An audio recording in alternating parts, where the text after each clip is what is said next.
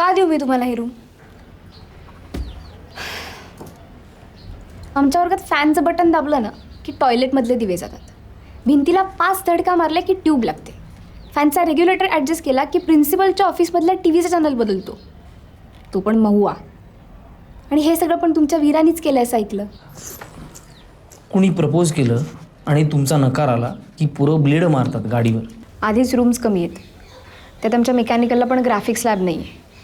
तो नायर मॅनेजमेंट कोट्यातला आहे, पण त्यालाच मिळणार. कशी गंमत असते बघ.